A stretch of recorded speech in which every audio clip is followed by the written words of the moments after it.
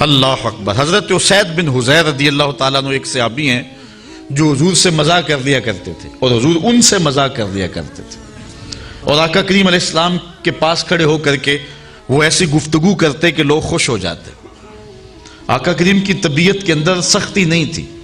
اللہ تعالیٰ فرماتا ہے لو کنت فظا غلیظ القلب لانفضوا من حولک، اے محبوب اگر تو ترش مزاج ہوتا، تیرے ماتھے پہ شکنیں آتی ہوتی تو اتنے لوگ تیرے گرد جمع نہیں ہوتے۔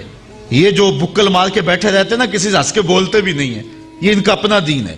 رسول اللہ سے بڑھ کر تبسم کرنے والا کوئی نہیں تھا، متبسم رہتے تھے حضور۔ جب اکیلے ہوتے تو پھر متفکر رہتے، جب لوگوں سے ملتے تو پھر متبسم ہو جاتے، اور حضور دہک نہیں کرتے تھے۔ لیکن کبھی کبھی کوئی ایسی بات ہوتی تو حضور اتنا بھی مسکراتے کہ حضور کی داڑھیں بھی صحابہ کو نظر آتی۔ صحابہ سے مذاق کر لیتے، صحابہ حضور سے مذاق کر لیتے۔ ایک صحابی کا نام ظاہر بتلایا جاتا ہے، اور وہ ایک دیہات کا رہنے والا تھا، اور حضور فرمایا کرتے تھے یہ ہمارا دیہات ہے اور ہم اس کے شہر ہیں۔ اچھا، وہ مسجد نبوی کے آس پاس گھاس لا کر کے بیچتا تھا، اپنے گاؤں سے کاٹتا اور یہاں بیچتا، اور یہاں جو پیسے ملتے اس کی چیزیں اپنے دیہات کے لیے لے جاتا۔ ایک دن وہ گھاس بیچ رہا تھا، حضور گزرے، دیکھا کہ ظاہر بیٹھا ہوا ہے، حضور پیچھے سے گئے چپکے سے اور اس کی کولی بھر لی۔ یہ کسی کے پیار کو دیکھنا ہونا کہ یہ میرے سے کتنا پیار کرتا ہے، تو وہ بیٹھا ہو تو اچانک پیچھے سے جا کے اس کی آنکھیں بند کر لیتے، اس کو کہتے ہیں کولی بھرنا۔ اب دیکھتے ہیں آپ کہ یہ میرا نام لیتا ہے کہ نہیں لیتا۔ ہر وقت کہتا ہے جی میں تجھے ہی یاد کر رہا تھا، اب پتہ چلے کہ مجھے یاد کرتا ہے کہ نہیں کرتا، کس نمبر پہ میرا نام آتا ہے۔ آپ دیکھتے چیک کرتے نا کسی کو، اور اگر وہ بوجھ لے نام کہ میں کون ہے، کس کے ہاتھ ہیں، تو پھر اس کی محبت کا بھرم رہ جاتا ہے۔ ورنہ آپ اس کو کہتے ہیں، ہر وقت کہتا ہے میں تجھے ہی یاد کرتا ہے، آج پہچان ہی نہیں سکا۔ اب حضور گئے نا، چپکے سے جا کے حضرت ظاہر کی کولی بھر لی۔ اچھا، حضور کے ہاتھ آئے اور پتہ نہ چلے کس کے ہاتھ ہیں۔ اللہ اکبر۔ ان کو پتہ چل گیا کہ یہ ہاتھ میرے حضور کے ہی ہیں، تو انہوں نے پتہ کیا کیا، کچھ بتانے کی بجائے اپنی کمر کو پیچھے کیا، حضور کے سینے سے جوڑا رگڑنا شروع کر دیا۔ حضور آنکھیں دبائیں کہ بول بتا کون، لیکن وہ بولے ہی نہ، اور میں کہتا ہوں اس نے کبھی بھی نہیں بولنا۔ سفنے دے وچ ماہی ملیا، سفنے دے وچ ماہی ملیا تے گل وچ پا لیاں باواں، ڈر دی ماری اکھ نہ کھولا متا پھر وچڑ نہ جاواں۔ حضرت ظاہر بول ہی نہیں رہے اور حضور آنکھیں دبا رہے۔ پھر حضور نے خود ہی فرمایا اس غلام کو کون خریدے گا؟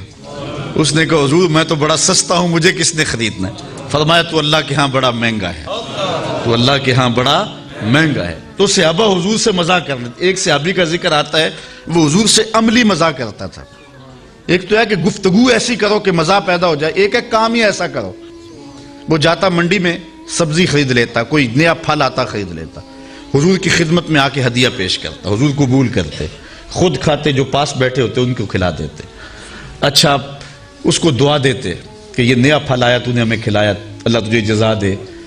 2 4 5 دن بعد دوبارہ جب وہ منڈی جاتا نا، تو جس سے وہ پھل لیا تو ادھار ہوتا، وہ پیسے مانگتا، کہتا آپ تجھے حضور کے پاس لے کے چلو، یہ پھل تو میں حضور کے لیے لے کے گیا تھا۔ اور پھر اس کو لے کے حضور کے پاس آ جاتا، حضور وہ جو پرسوں پھل نہیں کھایا تھا یہ اس کے پیسے مانگ رہا۔ حضور فرماتے میاں تو نے وہ تحفہ نہیں دیا تھا؟ عرض کرتا غریب آدمی ہوں، تحفہ کیسے دے سکتا تھا، میں نے سوچا سب سے پہلے حضور ہی کھائیں۔ تو آقا کریم اس کی قیمت بھی ادا کرتے اور پھر دوبارہ دعا دیتے، پھل کھلاتا، مفت کھلاتا، 2 مرتبہ دعائیں بھی لے جاتا۔ تو یہ آقا کریم علیہ السلام کے ساتھ صحابہ کا یہ محبت کا انداز تھا۔ اللہ اکبر۔ یہ حضرت اسید بن حضیر بھی ایسے شخص تھے۔ اچھا، ایک دن کھڑے کھڑے حضور علیہ السلام سے باتیں چل رہی ہیں، تو حضرت اسید بن حضیر کے پہلو سے کپڑا ہٹا ہوا تھا، تو یہ ایسی باتیں سنا رہا ہے کہ لوگ خوش ہو رہے ہیں، لوٹ پوٹ ہو رہے ہیں۔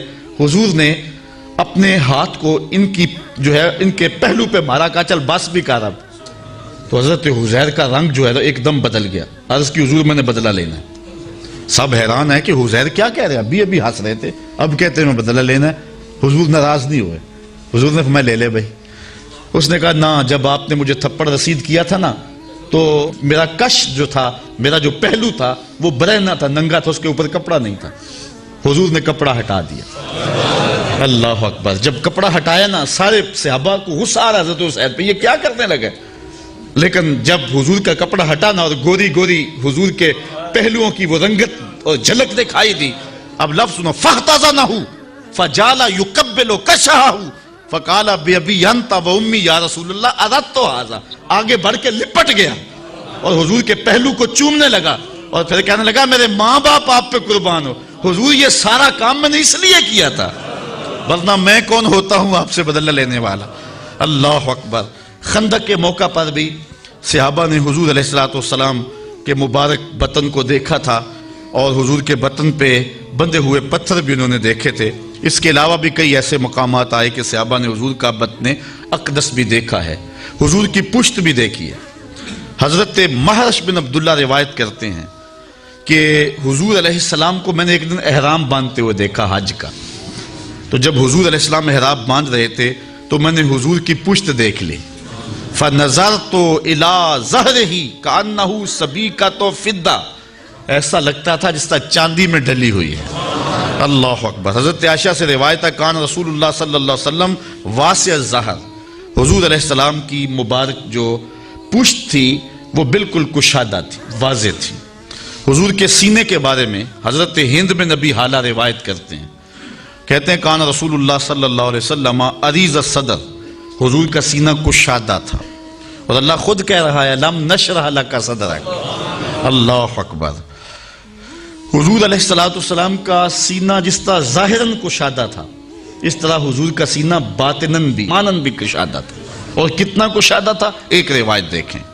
حضور فرماتے ہیں رأیت ربی عز و جل فی احسن صورہ، میں اللہ کو احسن صورت میں دیکھا. قال فیما یختصم الملأ الاعلی، ارشاد فرمایا کہ یہ فرشتے کس بات پہ بحث کر رہے ہیں. قلت انت عالم، میں نے کہا مالک تو بہتر جانتا. قال فوضع کفہ بین کاتفی، تو اللہ تعالیٰ نے اپنا دست کرم میرے دو کندھوں کے درمیان رکھا. دست کرم، دست قدرت، یہ متشابہات میں سے میرے دو کندھوں کے درمیان رکھا. پھر کیا ہوا؟ فوجدت بردہا بین صدیی، اس کا دست قدرت یہاں آیا، ٹھنڈ میرے سینے میں پڑے. پھر کیا ہوا؟ فعلمت ما فی السماوات و ما فی الارض، پھر زمین آسمان کے اندر جو کچھ تھا سب کچھ میں نے جان لیا. اتنا کشادہ ہو گیا حضور علیہ السلام کا مبارک سینہ. حضور کے سینہ اطہر میں حضور علیہ السلام کا قلب اطہر تھا. اچھا، اعلیٰ حضرت کا سلام آپ ہر جمعۃ المبارک کو سنتے ہیں، اس میں حضور کے معجزات کا بھی بیان ہے اور حضور کے پائے انور سے لے کر کے حضور کے سر انور تک حضور کے ایک ایک عضو کا حسن بھی بیان ہوا. کبھی ہونٹوں کا ذکر کرتے ہیں، پتلی پتلی گلے قدس کی پتیاں، ان لبوں کی نزاکت پہ لاکھوں سلام. کبھی سر کا ذکر کرتے ہیں جس کے آگے سرے سروراں خم رہے. کبھی حضور علیہ السلام کی آنکھوں کی اور حضور کی ناک کا ذکر کرتے ہیں، نیچی نظروں کی شرم و حیا پر درود، اونچی بینی کی رفت پہ لاکھوں سلام. کبھی ہاتھوں کا ذکر، ہاتھ جس سمت اٹھے غنی کر دیا، موج بحر سماحت پہ لاکھوں سلام. کبھی سینے کی، کبھی پشت مبارک کی، کبھی کندھوں کا ذکر، ایک ایک عضو کا ذکر کیا. لیکن اعلیٰ حضرت جب دل پہ آئے نا حضور کے قلب اطہر پہ، پھر اعلیٰ حضرت چپ ہو گئے. پھر قلم نے جنبش کی تو میرے امام نے لکھا دل سمجھ سے ورا.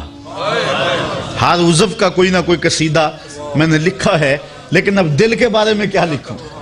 دل سمجھ سے ورا مگر یوں کہوں غنچائے راز وحدت پہ لاکھوں سلام. جب شق صدر ہوا نا حضور کا اور قلب اطہر نکالا گیا اور آب زمزم سے غسل دیا گیا، جس سال حضور جب معراج پہ جانا تھا تو جبریل امین نے دو لفظ کہے تھے حضور کے قلب اطہر کے بارے میں. وہی لفظ ملتے ہیں حضور کے دل کے بارے میں. اللہ اکبر. وہ بیان کرتے ہیں، امام بدر الدین عینی نے عمدۃ القاری شرح صحیح بخاری میں وہ لفظ لکھے ہیں. جبریل نے کہا واہ واہ قلب وکیع فیہ اذنان سمیعتان و عینان بصیرتان، واہ واہ کیسا دل ہے جس میں دو آنکھیں ہیں جو دیکھتی ہیں اور دو کان ہیں جو سنتے ہیں. اسی لیے فرمایا صحابہ اپنی صفیں سیدھی رکھا کرو، مت سمجھو کہ میں صرف آگے دیکھتا ہوں، جس طرح آگے دیکھتا ہوں میں پیچھے بھی دیکھتا ہوں، میں تمہارے رکوع بھی دیکھتا ہوں اور دلوں میں پیدا ہونے والے خشوع بھی دیکھتا ہوں. اور اقبال کہتا ہے چشم تو بینندائے ما فی الصدور، اے فروغت صبح آثار و دہور، چشم تو بھی نندائے ما فی الصدور، تیری نظر تو سینوں کے چھپے راز بھی دیکھتی ہے۔ تو یہ اللہ نے اپنے محبوب کے دل کو وہ نور دیا ہے۔ حضور نے فرمایا، حضرت عائشہ سے روایت ہے، تنام عینایا ولا ینام قلبی، میری آنکھیں سوتی ہیں، دل نہیں سوتا رہتا۔ اسی لیے ہماری نیند وضو توڑ دیتی ہے، نبی کی نیند وضو نہیں توڑتی، اس لیے کہ دل تو جاگ رہا ہوتا ہے حضور کا۔ اللہ اکبر۔ حضور کے بازوں کے بارے میں ایک روایت ہے، کان رسول اللہ صلی اللہ علیہ وسلم عشر ذراعین، حضور کے بازوں پہ بال تھے، ابل الازدین والذراعین طویل الزندین، یہ بھی لفظ ہیں۔ اور ایک روایت میں کان رسول اللہ صلی اللہ علیہ وسلم عظیم الصاعدین، یہ حضرت ابو ہریرہ سے مروی ہے کہ حضور علیہ السلام کے مبارک بازو عظیم تھے۔ اور اعلی حضرت فرماتے ہیں، جس کو بارے دو عالم کی پرواہ نہیں، ایسے بازو کی قوت پہ لاکھوں سلام۔ حضور نے کنکر پکڑے اور کافروں پہ پھینکے، شاہت الوجوہ اللہم ارعب قلوبہم وزلزل اقدامہم، تو خدا نے کیا کہا، وما رمیتا اذ رمیتا ولکن اللہ رما، اے محبوب یہ جو کنکر تو نے پھینکے، یہ تو نے تو نہیں پھینکے، یہ تو میں نے پھینکے۔ ذرا غور تو کیجئے، لوگ جدائی ڈال رہے ہیں اللہ اس کے رسول میں۔ اللہ کہتا ہے، محبوب یہ جو کنکر تو نے پھینکے، یہ کنکر جو تو حضور نے پھینکے ہیں نا، پھر کہا تو نے نہیں پھینکے، یہ میں نے پھینکے۔ ذرا غور تو کیجئے اس پہ، یہ جو کنکر تو نے پھینکے، یہ تو نے نہیں پھینکے، یہ میں نے پھینکے۔ وما رمیتا اذ رمیتا ولکن اللہ رما۔ ہمارے استاد فرمایا کرتے تھے کہ لوگوں کو غلطی لگ گئی ہے دین سمجھنے میں، ہم یہ نہیں کہتے کہ اللہ اس کے رسول کی ذات ایک ہے، اگر یہ کہیں گے تو کافر ہوں گے، یہ نہیں کہتے۔ ہم کہتے ہیں ذات ایک نہیں ہے لیکن بات ایک ہی ہے۔ ذاتیں دو ہیں لیکن باتیں دو نہیں، ذات ایک نہیں لیکن بات۔ تو کنکر محبوب نے پھینکے، اللہ فرماتا محبوب یہ میں نے پھینکے۔ اللہ اکبر۔ تو محبوب علیہ السلام کے وہ بازو، ان پر ایک حدیث سناؤں۔